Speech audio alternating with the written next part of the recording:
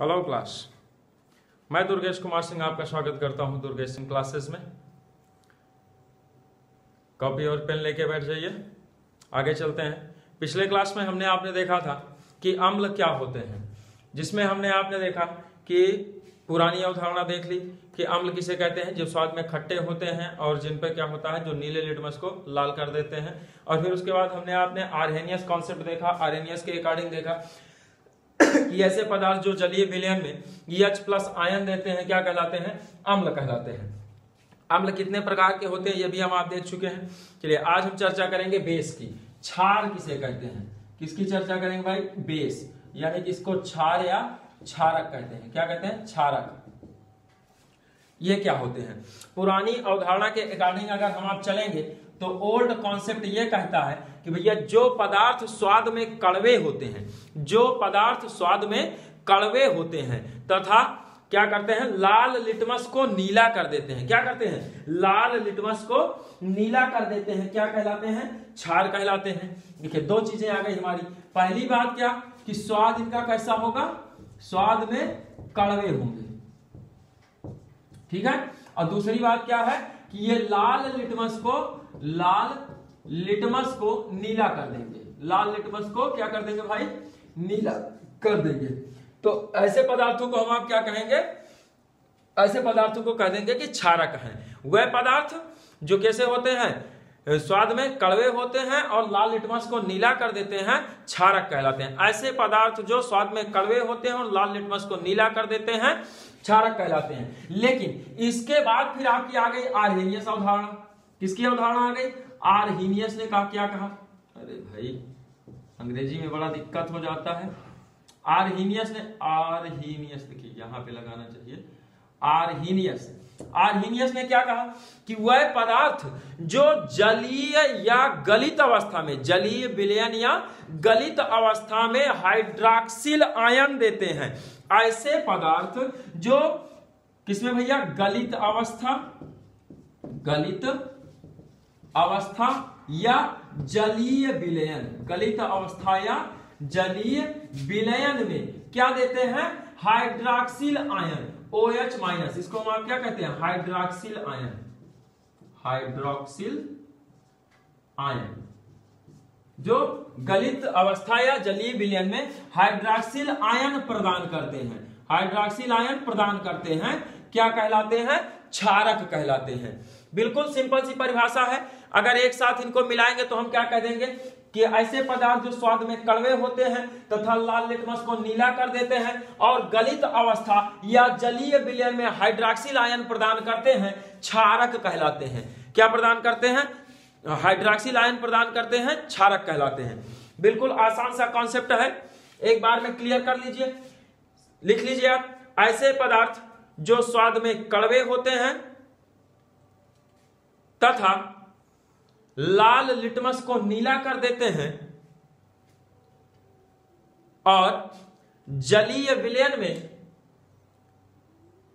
या गलित अवस्था में हाइड्रॉक्सिल आयन देते हैं। देखिए ये आपको दिखाई नहीं दे रहा होगा, यहां नीचे लिख दे रहे हैं, क्या कहते हैं इसको, हाइड्रॉक्सिल आयन। हाइड्रॉक्सिल आयन, इसको क्या कह देंगे हम, हाइड्रॉक्सिल आयन कह देंगे। ये हमारा कौन सा आयन है, हाइड्रॉक्सिल आयन है। तो हाइड्रॉक्सिल आयन देते हैं, उन्हें हम क्या कहते हैं भाई, क्षारक कहते हैं, उन्हें क्षारक कहा जाता है। लो इस अवधारणा के कारण अब हम आप इनके सामान्य लक्षण देख लेते हैं। तो सामान्य लक्षण अगर देखेंगे तो सबसे पहली बात हमारी क्या आ जाएगी, सामान्य लक्षण में स्वाद में कड़वे होते हैं, स्वाद में कड़वे होते हैं, कड़वे या कसैले, इन्हीं को क्या कहा जाता है, कसैले, कसैले होते हैं, ठीक है। और दूसरा पॉइंट क्या निकल के आ रहा है, दूसरा पॉइंट निकल के आ रहा है कि लाल लिटमस को क्या कर देते हैं, नीला कर देते हैं, लाल लिटमस को नीला कर देते हैं, ठीक है। तीसरा पॉइंट क्या निकल के आ रहा है कि गलित अवस्था या जलीय विलयन में कौन सा आयन, हाइड्रॉक्सिल आयन देते हैं। गलित अवस्था या जलीय विलयन में कौन सा आयन देते हैं, हाइड्रॉक्सिल आयन देते हैं। तो हम आप सिंपल सा लिखते हैं कि जलीय विलयन में OH माइनस आयन देते हैं। ठीक है, अगला क्या हो जाएगा, विद्युत चालकता की बात करें तो ये भी हमारे शुष्क अवस्था में विद्युत कुचालक होते हैं। क्या होते हैं, शुष्क अवस्था में विद्युत कुचालक होंगे, विद्युत कुचालक। किंतु गलित अवस्था में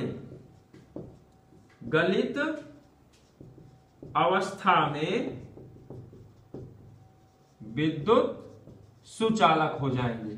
ठीक है, देखिए गलित अवस्था में क्या होंगे, विद्युत सुचालक होंगे, जबकि शुष्क अवस्था में क्या होंगे, विद्युत के कुचालक होंगे। यानी कि अगर सूखा होगा एकदम, उसमें नमी वगैरह नहीं होगा, तो क्षार में फिर जो है विद्युत धारा का प्रवाह नहीं होगा। ठीक, बिल्कुल आसानी से इसको आप समझ लीजिए। अब इसके एक आगे, अब इसी में आपका जो है दिया गया है ब्रांस्टेड-लारी थ्योरम।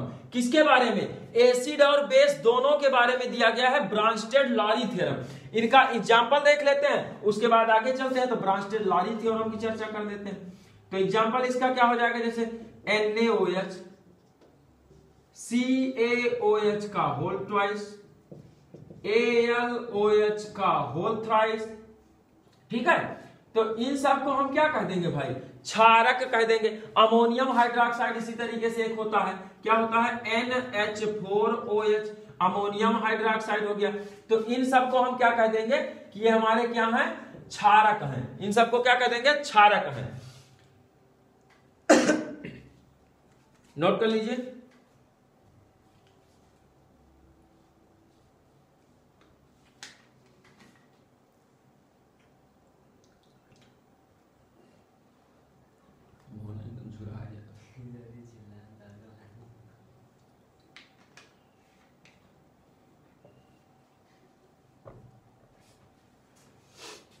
क्लियर हो गया होगा।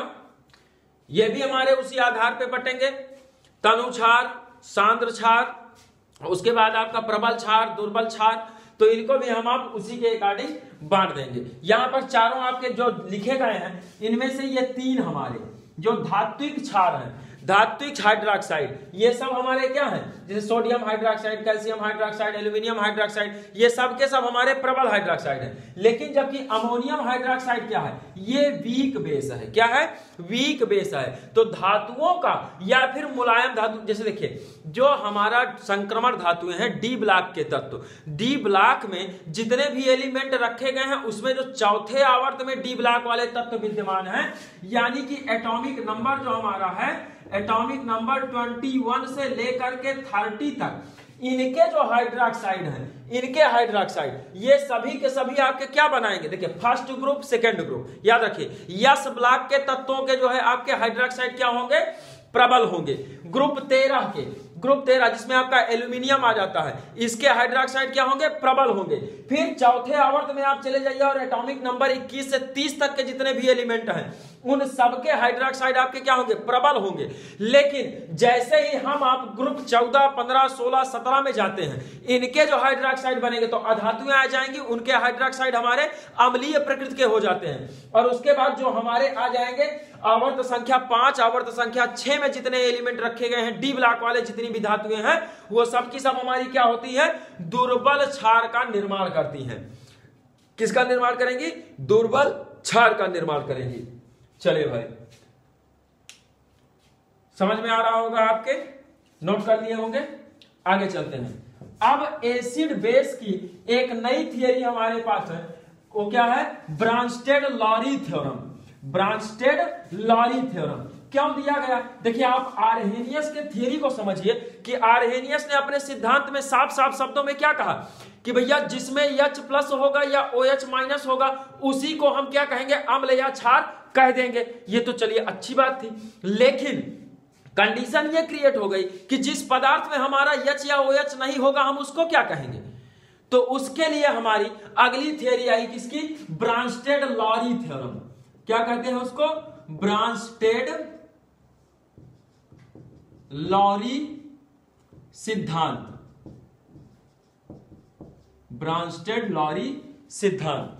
तो ब्रॉन्स्टेड-लॉरी थ्योरम या इसी का दूसरा नाम है प्रोटॉनिक अवधारणा। क्या कहते हैं? प्रोटॉनिक अवधारणा, प्रोटॉनिक अवधारणा।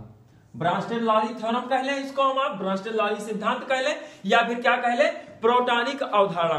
तो इसमें देखिए ब्रॉन्स्टेड और लॉरी नामक आपके, उनका नाम क्या था? JN. Brønsted.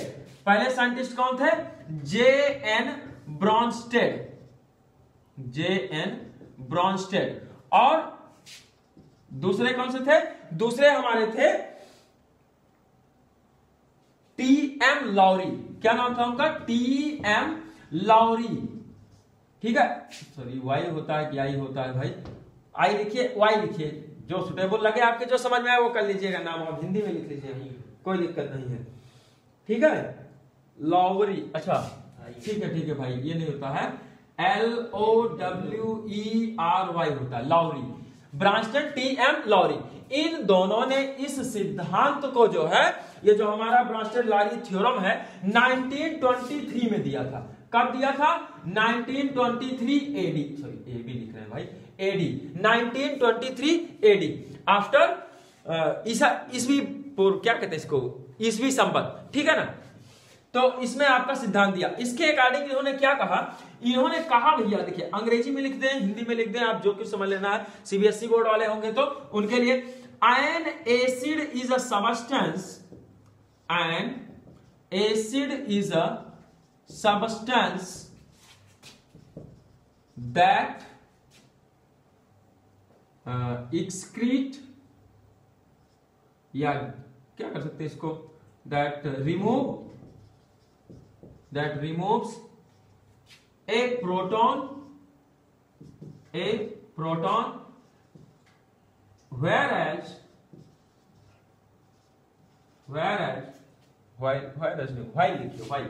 while a base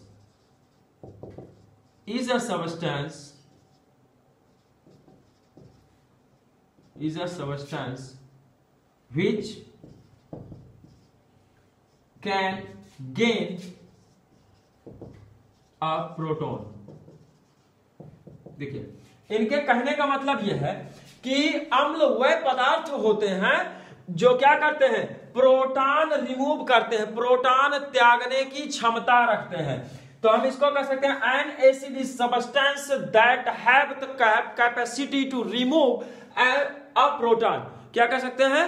N acid is a substance that have capacity to remove a proton while a base is a substance which can gain a proton.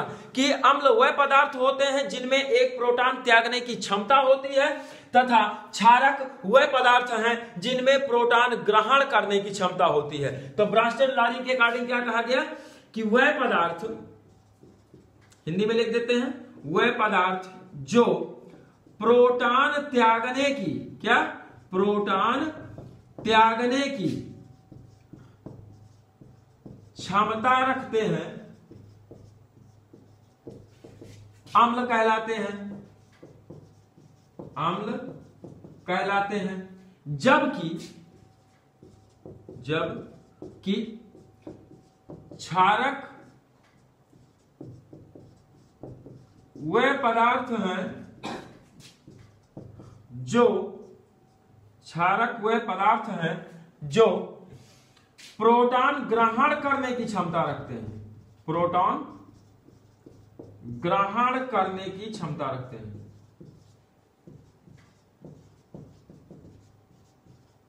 ग्रहण करने की क्षमता रखते हैं।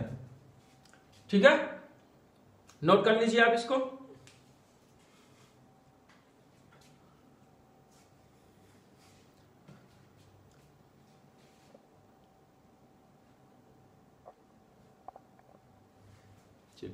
जल्दी से नोट कर लीजिए। बस करते हैं, कल रिएक्शन वगैरह इसका देख लेंगे। आज के वीडियो में इतना ही। कल हम आप पढ़ेंगे रिएक्शंस ऑफ एसिड। तो कल के क्लास में देखते हैं, या नेक्स्ट वीडियो जो आपको मिलेगा इसका चैप्टर का प्रोवाइड किया जाएगा, उसमें हम आप क्या देखेंगे, अम्लों के रासायनिक गुण, अम्लों के रासायनिक गुण या अम्लों की क्रियाएं। तो हम आप इसको देखने के बाद फिर आगे चलेंगे, क्षारकों की क्रियाएं पढ़ेंगे, लवण पढ़ेंगे, लवण क्या होता है, अम्ल क्षार अभिक्रिया पढ़ेंगे। फिर उसके बाद हमको क्या पढ़ना है, साधारण नमक का रसायन पढ़ना है, सोडियम कार्बोनेट है, सोडियम बाइकार्बोनेट है, सोडियम हाइड्रोक्साइड है, विरंजक चूर्ण है और पीओपी है, और साथ ही साथ आपको थोड़ा सा सीमेंट भी पढ़ना है। तो इतने सारे हमको इस चैप्टर में कंपाउंड भी पढ़ने हैं। चैप्टर लंबा है, आप लगे रहिए साथ में। अगर आपको वीडियो पसंद आया है तो चैनल को लाइक करें, वीडियो को लाइक करें, शेयर करें दोस्तों के साथ में। चैनल पर नए हैं तो चैनल को सब्सक्राइब करें और साथ में बेल आइकन दबाना ना भूलें। धन्यवाद।